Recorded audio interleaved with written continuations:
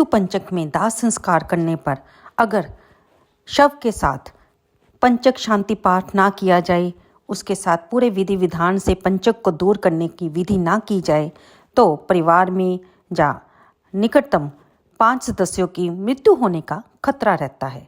क्या आप जी जानते हैं? तो आज की वीडियो हमारी मृत्यु पंचक की कथा को लेकर ही है, जो आज से शनिवार से शुरू हो चुका है। नमस्कार दोस्तों, कलयुग के चमत्कार संतों की वाणी में आप सबका स्वागत है। क्या आप जानते हैं कि आज शनिवार 7 दिसंबर से मृत्यु पंचक की शुरुआत हो रही है। क्या होता है ये मृत्यु पंचक? दोस्तों, मृत्यु पंचक का मतलब होता है कि अगर यहाँ पर गरुड़ पुराण में बताया गया है कि ये 5 दिन तक रहता है, और इसमें जब किसी जातक की या किसी भी हम कहें कि मनुष्य की मृत्यु हो जाए तो वह अपने साथ 5 अन्य सदस्यों को भी ले जाता है। जिस घर में किसी इंसान की मृत्यु पंचक काल में होती है, उस घर में पंचक दोष लग जाता है। ऐसा माना जाता है कि जिसकी मृत्यु पंचक काल में होने पर उसके परिवारजनों में से, आस पड़ोस में से या गांव के नगर में से 5 लोगों की मृत्यु होनी तय है। तो हम आपको बता दें कि दिन शनिवार 7 दिसंबर से मृत्यु पंचक की शुरुआत हो रही है सुबह 5:07 से, और इसकी समाप्ति होगी 11 दिसंबर को 11:48 पर। अगर आपने भी अपने जीवन काल में ऐसा अनुभव किया है तो कृपया कमेंट में ज़रूर बताइएगा, और अगर हमारी वीडियो अच्छी लगे तो लाइक भी अवश्य कीजिएगा। हम आपको सिर्फ ये बता दें शुरुआत में कि हम गरुड़ पुराण में वर्णित पंचक काल में 5 दिनों में सुनी जाने वाली मृत्यु पंचक की बड़ी ही दुर्लभ संपूर्ण कथा, कारण निवारण उपाय इस वीडियो में लाए हैं। इसलिए इस वीडियो को जब आप सुनना शुरू करें तो इसको पूरी तरह से सुनिएगा। उन पर जो भी इस वीडियो को सुने उन पर श्री हरि विष्णु का आशीर्वाद सदा सर्वदा बना रहता है। तथा सबसे विशेष बात यह है कि इस कथा को कृपया बीच में मत छोड़िएगा, क्योंकि गरुड़ पुराण के अनुसार कथा का त्याग करना ब्रह्म हत्या के बराबर बताया गया है। आपसे हाथ जोड़कर निवेदन है, वीडियो के अंत तक बने रहे, संपूर्ण जानकारी लिए, क्योंकि आधी अधूरी जानकारी खतरनाक होती है। और अगर हो सके तो अपनी जान पहचान के लोगों में भी, सदस्यों में भी ये वीडियो शेयर करें, ताकि इसका पुण्य लाभ आपको भी प्राप्त हो और उनको भी ये नॉलेज, ये ज्ञान प्राप्त हो। तो श्रवण करते हैं हम मृत्यु पंचक पर सुनी जाने वाली कथा। प्राचीन समय की बात है। महेंद्र पर्वत के निकट एक नगर में विराज नाम के एक वृद्ध तपस्वी ब्राह्मण निवास किया करते थे। उन्होंने अपना जीवन भगवान विष्णु की भक्ति और साधना में बिताया हुआ था। एक दिन उन्हें पता चला कि एक विशेष जंगल में भगवान विष्णु के दर्शन होते हैं और साधक वहां जाकर मोक्ष भी प्राप्त कर सकते हैं। ये सुनकर विराज ने उस जंगल में जाने का निश्चय किया। अब वह जंगल कोई साधारण जगह तो थी नहीं, वह एक ऐसा घना और डरावना जंगल था जहाँ सूरज की किरणों का भी जमीन तक पहुंच पाना बहुत मुश्किल था। वहाँ के वृक्ष इतने घने और पुराने थे कि उनकी जो जटाएं थी, जो उनकी टहनियाँ थी, जमीन में सैकड़ों वर्षों से जमी हुई थी। वहाँ का वातावरण बहुत ठंडा भयानक था। जो भी इस जंगल में प्रवेश करता था, ऐसा लगता था जैसे कोई अदृश्य शक्ति उसे देख रही है। विराज अपने कमंडल और लाठी के साथ बिना किसी डर के उस जंगल में प्रवेश कर गए। जैसे जैसे वे आगे बढ़ते गए, जंगल का सन्नाटा और भी गहरा होता गया और जंगल और भी घना होता गया। हर तरफ से अजीब अजीब आवाज़ें सुनाई देने लगी। उन्होंने अपने मन को एकाग्र और भगवान विष्णु का स्मरण करते हुए आगे बढ़ते रहे। जंगल के बीचों बीच एक बहुत बड़ा भयानक वृक्ष था। वह वृक्ष इतना बड़ा था कि उसकी छाया में पूरा जंगल समा जाता था। वह रहस्यमय और इतना डरावना था कि वहाँ ऐसा लगता था कि हर कदम पर अब मृत्यु आई कि आई, यानी कि मृत्यु का भय मंडरा रहा था। और चलते चलते वह विराज ब्राह्मण भगवान श्री हरि विष्णु का स्मरण करते करते उस प्राचीन वृक्ष के नीचे पहुंच जाता है। वह देखता है कि उस वृक्ष के नीचे 5 पिशाच खड़े हैं। वे सभी पिशाच उस जंगल से गुजरने वाले मनुष्यों का भक्षण करते थे। कोई भी मनुष्य उस मार्ग से जाता तो वे उसे पकड़कर खा लिया करते थे। पिशाच होने के कारण उनके अंदर धर्म का तो कोई अंश नहीं था। वे अत्यंत पापी और दुराचारी थे। वे किसी पर भी किसी तरह की दया नहीं करते थे। जब वह ब्राह्मण उस वृक्ष के पास आता तो वह पिशाच एक दूसरे को देखकर कहने लगे, देखो भाई देखो, आज हमारे लिए ताज़ा ताज़ा भोजन आ रहा है। सबसे पहले मैं ही इस ब्राह्मण को खाऊंगा। इसका मांस तो इतना स्वादिष्ट होगा, क्योंकि ये तो केवल सात्विक भोजन ग्रहण करता है। इसके शरीर में किसी प्रकार का रोग भी नहीं होगा, कीड़े और कृमि नहीं होंगे। इसका मांस खाने में बहुत आनंद आएगा। दूसरा पिशाच कहता है, इस ब्राह्मण का भक्षण तो मैं ही करूँगा। आज कई दिनों पश्चात शिकार हाथ लगा है। इस प्रकार वे पिशाच उस ब्राह्मण को खाने के लिए आगे जाते हैं। आज कई दिनों के पश्चात शिकार हाथ लगा है। इस प्रकार वे पिशाच उस ब्राह्मण को खाने के लिए आगे आते हैं। लेकिन जब वह ब्राह्मण उस पिशाच को देखता है तो बिल्कुल भी भयभीत नहीं होता। वह तो भगवान विष्णु जी का परम भगत था, हर समय श्री हरि विष्णु का नाम जपा करता था, इसलिए उसे किसी प्रकार का भय नहीं था। वह पिशाच को देखकर भयभीत नहीं हुआ और उस पिशाच को देखकर वह उसे प्रणाम करने लगा। कहने लगा, हे पिशाच, तुम्हें नमस्कार है। उस ब्राह्मण का ऐसा विचित्र व्यवहार देखकर पिशाच हैरान हो जाते हैं। विष्णु भगत ब्राह्मण के सानिध्य से उनके अंदर से सभी दुर्व्यवहार, राक्षसी प्रवृत्ति नष्ट हो जाती है। वे आश्चर्यचकित होकर उस ब्राह्मण को देखने लगते हैं और उस ब्राह्मण से कहते हैं, महात्मा, आप कौन हैं और इस वन में अकेले क्यों भटक रहे हैं? हम पिशाचों को देखकर आपके मन में जरा सा भी भय नहीं लगा। हमें तो देखकर बड़े बड़े शूरवीर योद्धा भी थर थर कांपने लगते हैं। हमें देखकर डर के मारे भाग जाते हैं, किंतु आपके मन में तो किसी प्रकार का भय दिखाई नहीं पड़ रहा। आपके सानिध्य में आने से हमारी भूख भी समाप्त हो गई। हम आपको भोजन समझकर प्रसन्न हो रहे थे, आपको खाने वाले थे, लेकिन हमारा वो भाव आपके पास आते ही चला गया। तब वह ब्राह्मण कहता है, पिशाच, मुझे आपसे बिल्कुल भय नहीं लग रहा, क्योंकि मैं जानता हूँ भगवान हमेशा मेरे साथ हैं और उनकी इच्छा के बिना तो पेट का पत्ता तक नहीं हिलता। यदि मेरी मृत्यु आपके द्वारा होनी है तो मुझे ये स्वीकार है। मेरे प्रभु ने मेरे भाग्य में जो लिखा है मैं उसे अपना सौभाग्य समझूंगा कि अगर मेरे खाने से आपकी तृप्ति होती है, मेरी मौत यहाँ पर लिखी है और जिससे आपका पेट भरेगा, इसे मुझे भी सुख मिलेगा। इस संसार के प्रत्येक प्राणी को सुख प्रदान करना, उसकी तृप्ति करना प्रत्येक मनुष्य का कर्तव्य है। पिशाच भी तो उसी ईश्वर के द्वारा बनाए गए हैं, इसलिए मैं आपकी निंदा भला कैसे कर सकता हूँ? ब्राह्मण के ऐसे वचन सुनकर वे सभी पिशाच आश्चर्यचकित हो जाते हैं। उस ब्राह्मण से कहने लगते हैं, हे ब्राह्मण देवता, आपके वचन तो बहुत ही सुंदर हैं, जिन्हें सुनकर ही हमारी तृप्ति हो गई। अब हम आपका भक्षण नहीं करेंगे। कृपया आप हमें बताइए, आप कौन हैं, किस कारण से इस वन में भटक रहे हैं? वह ब्राह्मण कहता है, हे पिशाचों, मेरा नाम विराज है। मैं प्रभु की भक्ति करने के लिए इस वन में उचित स्थान खोज रहा हूँ, किंतु आपको देखकर लगता है कि आप बहुत कष्ट में हैं। मुझे बताइए, आपको किस कारण से पिशाच पड़ना पड़ा? यदि मैं आपकी कोई सहायता कर सकता हूँ तो आप अवश्य कहिए। मैं अपने सामर्थ्य के अनुसार आपकी जो भी मदद हो अवश्य करूँगा। ब्राह्मण की बात सुनकर सभी पिशाच सन्न रह जाते हैं। उसमें से तब एक पिशाच कहता है, महातपस्वी, मेरी मृत्यु पंचक काल में हुई है। उसी दौरान मेरे परिजनों ने अज्ञानतावश मेरा दाह संस्कार कर दिया और पंचक का विधि भी नहीं किया, तथा इसी कारण परिणाम स्वरूप मेरे साथ मेरे ही घर के हम 5 भाइयों की मृत्यु हो गई। अब हमारी ये गति हुई है कि हमें पिशाच की जोनी मिली है, अतः हमारी मुक्ति कैसे होगी? ये पंचक क्या है? यदि पंचक के दिन किसी की मृत्यु हो जाए तो उसका अंतिम संस्कार किस विधि से करना चाहिए जिससे पंचक दोष दूर हो सके? पंचक में हमें भूलकर क्या नहीं करना चाहिए? ये पंचक हमेशा दुखदायी है क्या सुख कारक नहीं है? कृपया हमें सब कुछ बताने की चेष्टा करें।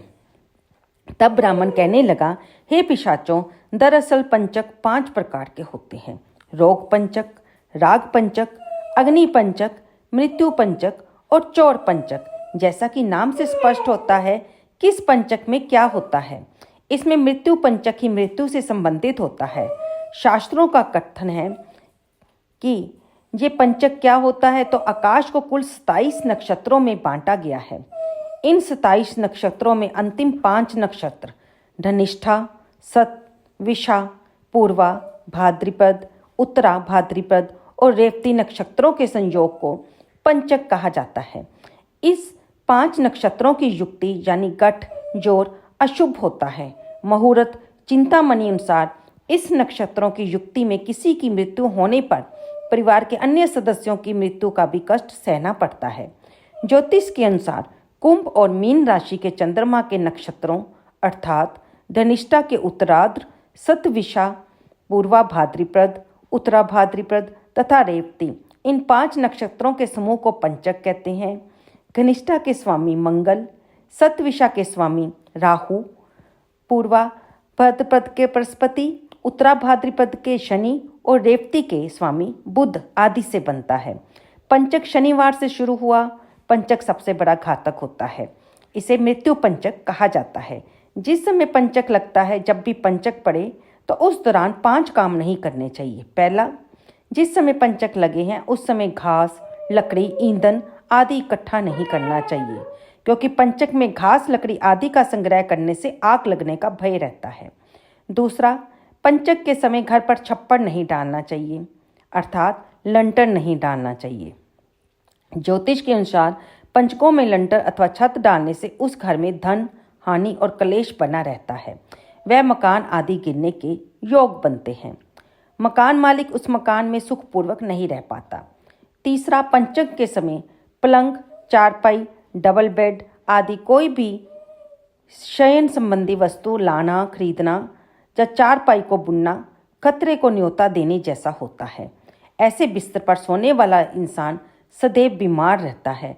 उसके शरीर में दर्द, मानसिक पीड़ा, कलह, क्लेश, मनमुटाव, चिड़चिड़ापन आदि बना रहता है। चौथा, पंचक के समय में दक्षिण दिशा में यात्रा नहीं करनी चाहिए। दक्षिण दिशा यम की दिशा मानी गई है। पंचक के समय में दक्षिण दिशा में यात्रा करने से भयंकर दुर्घटना होने के आसार बनते हैं। पंचक के समय में 5वां और आखिरी निषेध काम है किसी का अंतिम संस्कार यानी कि दाह संस्कार करना। जी हाँ, पंचक के समय में यदि किसी की मृत्यु हो जाती है तो अंतिम संस्कार नहीं किया जाता। अब चूंकि पंचक तो 5 दिन तक लगा रहता है, तो क्या 5 दिन तक हम उसे घर में रख सकते हैं? नहीं ना। अतः उसके लिए शास्त्रों में पंचक शांति का विधान बताया गया है। पंचक शांति में आटे या 5 कुशा के पुतले बनाकर सबके ऊपर, एक छाती पर, 2 हाथ पर, 2 उसके पैर के ऊपर रखकर विधि विधान से उसका पूजन करने के बाद सबका अंतिम संस्कार किया जाता है।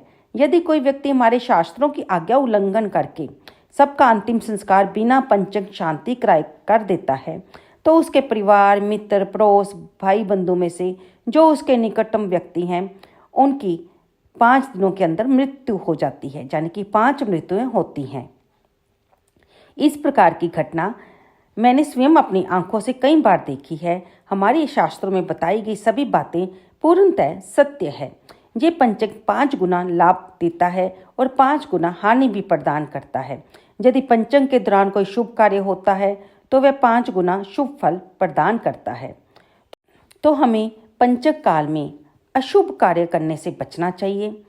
अतः जिन लोगों को मकान के ऊपर छप्पर डालना अति आवश्यक है, उन्हें चाहिए मजदूरों को पहले मिठाई खिलाकर फिर काम शुरू करवाएं। ध्यान देने योग्य बात यह है कि पंचक के समय यदि किसी की मृत्यु हो जाए तो उसे जलाते गए समय, यानी कि शव को जलाते समय 5 पुतले भी साथ में जलाए जाते हैं। नहीं तो आसपास के कुटुंब कबीलों में 5 लोगों की मृत्यु जल्दी जल्दी होती है। ये समाज में देखा गया है। यदि पलंग और चारपाई खरीदना, बुनना बहुत जरूरी है तो उसको पंचक के बाद ही उपयोग करें। दक्षिण दिशा की ओर यात्रा नहीं करनी चाहिए। यदि जरूरी है तो श्री हनुमान जी को फल चढ़ाकर हनुमान चालीसा का पाठ करके ही यात्रा शुरू करनी चाहिए। इससे पंचक के प्रभाव से बचा जा सकता है। ऐसी मान्यता है कि यदि धनिष्ठा में जन्म मरण हो तो उस नगर गांव में 5 और जन्म मरण होता है।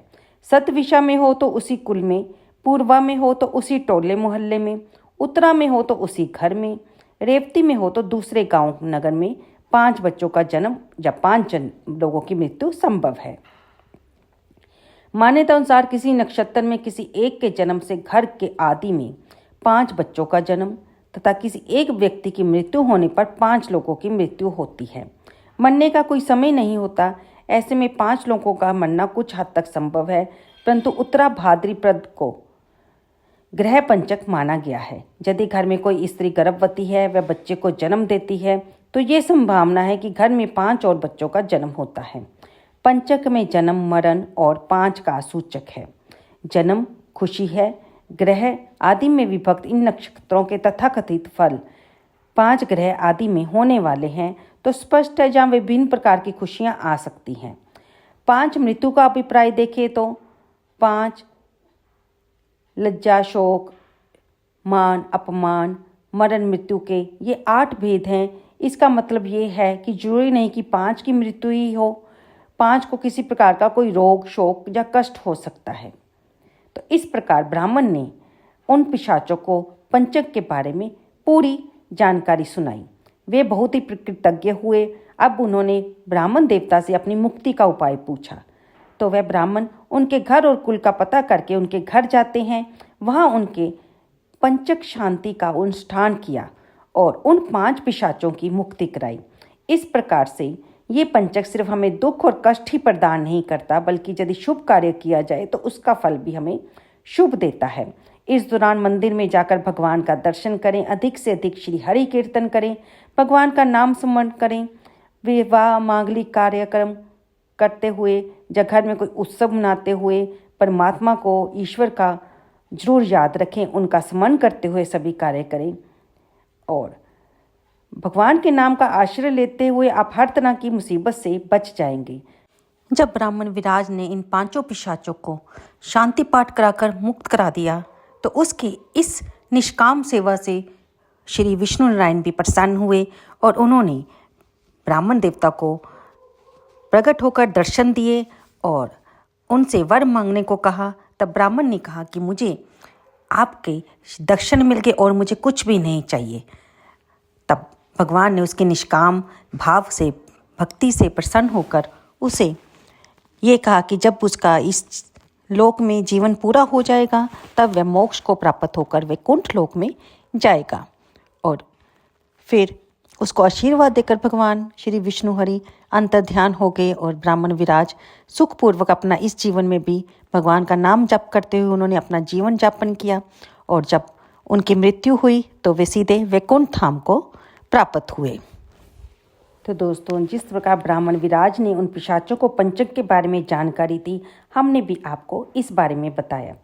आज शनिवार से ये पंचक शुरू हो रहा है, तो भगवान शनिदेव को प्रसन्न करने के लिए आप शनिवार के दिन पीपल के पेड़ के नीचे शाम को दिया अवश्य जलाएं, कुत्ते को तेल से चुपड़ी हुई रोटी खिलाएं, शनिवार को जल में तेल डालकर पीपल को चढ़ाएं और भगवान शनिदेव पर आप सरसों का तेल, काली माँ साबत की दाल भी चढ़ा सकते हैं। इससे शनिदेव अत्यंत प्रसन्न होते हैं और जिनके कुंडली में शनि का दोष होता है वह भी दूर होता है। भगवान शनिदेव तो न्याय की मूर्ति है। इनकी पूजा तथा भक्ति करके व्यक्ति धन दौलत से संपन्न होता है, सफलता की नई ऊंचाइयों को छूता है, जीवन में तरक्की करता है, घर में सुख समृद्धि वैभव का आगमन होता है और व्यक्ति का जीवन सुखमय हो जाता है। तो बोलिए शनिदेव भगवान की जय हो। तो बताइएगा कमेंट करके अवश्य कि ये वीडियो आपको कैसी लगी, क्या आपको पंचक के बारे में ये सारी जानकारी पहले थी और आप कहाँ से ये वीडियो सुन रहे हैं। तो चलते हैं दोस्तों, कथा सुनने के लिए, हमारी वीडियो को इतना प्यार देने के लिए आप सबका बहुत बहुत धन्यवाद।